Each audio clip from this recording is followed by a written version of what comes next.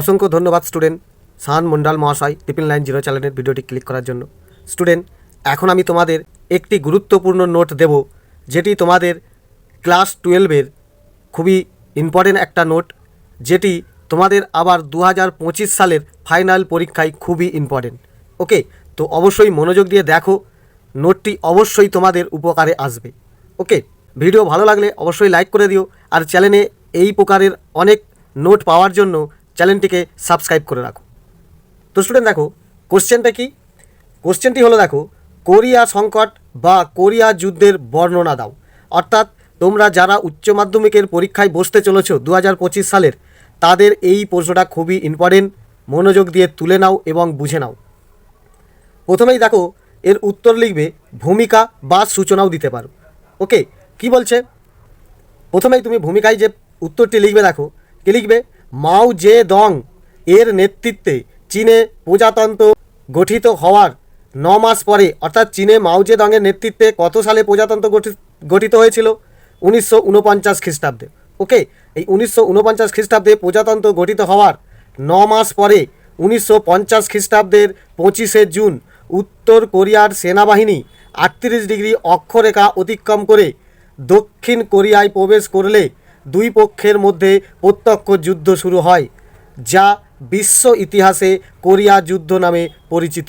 ওকে, এরপরে লিখে দেখো, ঐতিহাসিক D.S. ফ্লেমিং তার the origin of cold war গ্রন্থে লিখেছেন, মার্কিন নাগরিকদের কাছে কোরিয়া যুদ্ধের উদ্ধবর্তপত্র বা মনোভাব অত্যন্ত নেতিবাচক ছিল। ওকে, অর্থাৎ মাও জে দংয়ের নেতৃত্বে 1949 খ্রিস্টাব্দে চীনে যে প্রজাতন্ত্র গঠিত হয়েছিল, ঠিক তার 9 মাস পরে 1950 খ্রিস্টাব্দের 25শে জুন উত্তর কোরিয়ার সেনাবাহিনীরা 38 ডিগ্রি অক্ষরেখা অতিক্রম করে দক্ষিণ কোরিয়ায় প্রবেশ করে এবং আক্রমণ চালায়, যার ফলে দুই পক্ষের মধ্যে যুদ্ধ শুরু হয়, যেটা কোরীয় যুদ্ধ নামে পরিচিত। ঐতিহাসিক D.S. ফ্লেমিং তার অরিজিন অফ কোল্ড ওয়ার গ্রন্থে লিখেছেন, মার্কিন নাগরিকদের কাছে কোরিয়া যুদ্ধের মনোভাব অত্যন্ত নেতিবাচক ছিল। ওকে, এরপরের পয়েন্ট লিখবে, দেখো, কোরিয়া যুদ্ধের কারণ। তো প্রথম পয়েন্ট লিখবে দ্বিতীয় বিশ্বযুদ্ধের পরাজয়। কী লিখবে?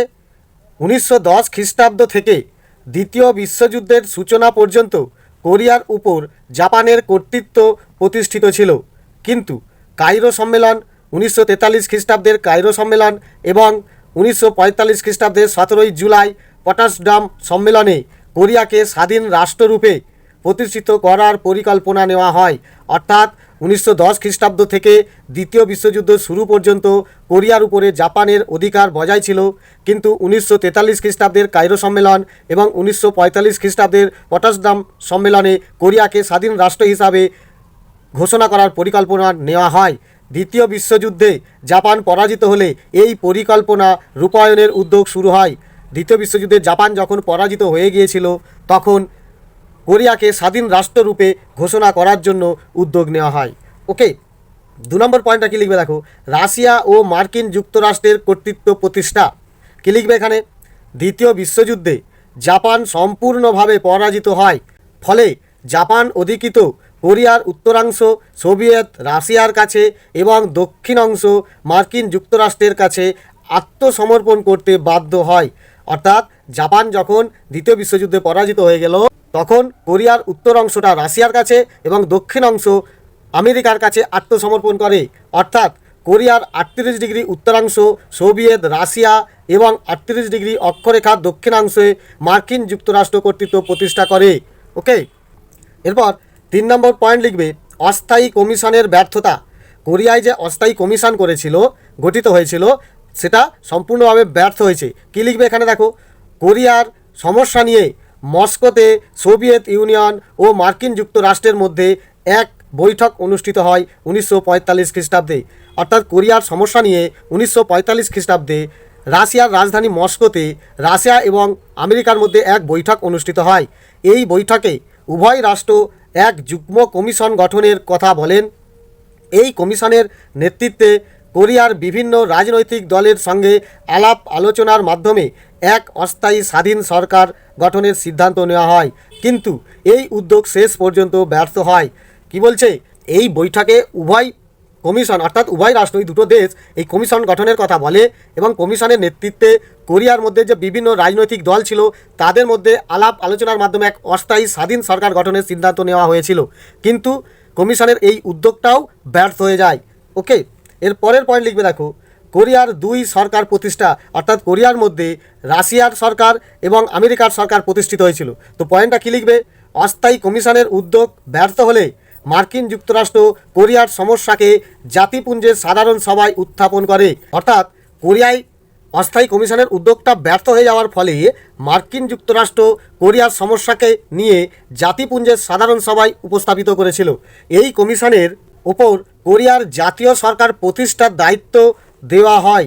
অর্থাৎ ওই যে অস্থায়ী কমিশন গঠন করেছিল তার উপরে কোরিয়ায় জাতীয় সরকার প্রতিষ্ঠা করার জন্য দায়িত্ব দেওয়া হয়, কিন্তু জাতিপুঞ্জের সদস্যদের উত্তর কোরিয়ায় প্রবেশ করতে দেওয়া হয়নি। তাই জাতিপুঞ্জের তত্ত্বাবধানে দক্ষিণ কোরিয়ার নির্বাচনের মাধ্যমে এক গণতান্ত্রিক সরকার প্রতিষ্ঠা হয়। মার্কিন প্রভাবিত এই সরকারের প্রধান হন সিং ম্যানরি। অর্থাৎ কী বলছে, জাতিপুঞ্জের সদস্যদের উত্তর কোরিয়ায় প্রবেশ করতে দেয়নি, তাই জাতিপুঞ্জের তত্ত্বাবধানে দক্ষিণ কোরিয়ায় নির্বাচনের মাধ্যমে এক গণতান্ত্রিক সরকার প্রতিষ্ঠা করা হয় এবং মার্কিন প্রভাবিত এই সরকারের প্রধান হয়েছিল সিং ম্যানরি। ঠিক একই সময়ে উত্তর কোরিয়াতেও কমিউনিস্ট নেতা কিম উল সুংয়ের নেতৃত্বে সোভিয়েত প্রভাবিত একটি সরকার প্রতিষ্ঠা হয়।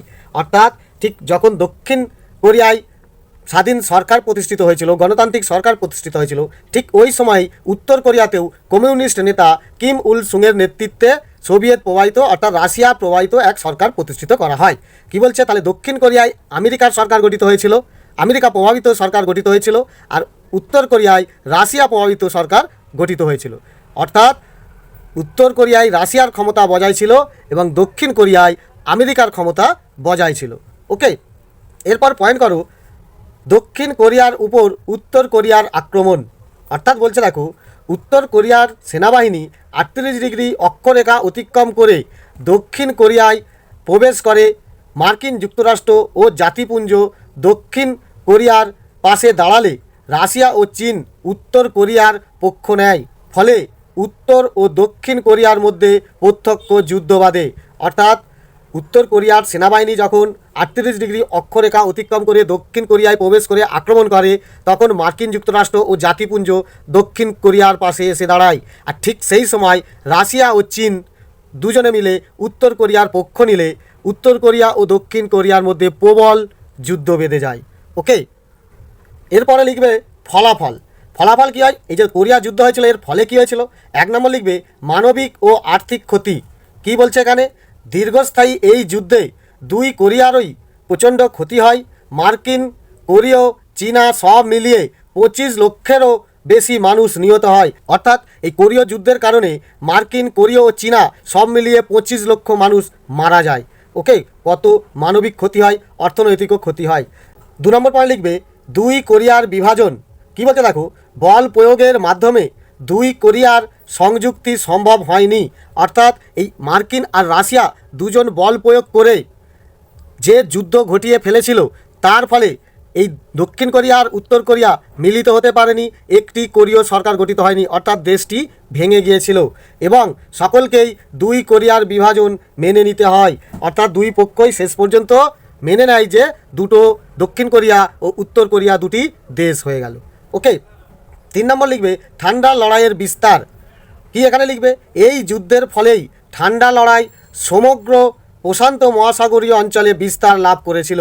অর্থাৎ এই কোরীয় যুদ্ধের ফলেই যে ইউরোপীয় দেশের মধ্যে মানসিক যে লড়াই চলছিল, সেই ঠান্ডা লড়াই প্রশান্ত মহাসাগরীয় টোটাল অঞ্চলে বিস্তার লাভ করেছিল। অর্থাৎ প্রশান্ত মহাসাগরের আশেপাশে যে দেশগুলো ছিল, সেই দেশের মধ্যে হিংসা আর মানসিক চাপ বেড়ে গেল। ওকে, এরপরে লিখবে গুরুত্ব।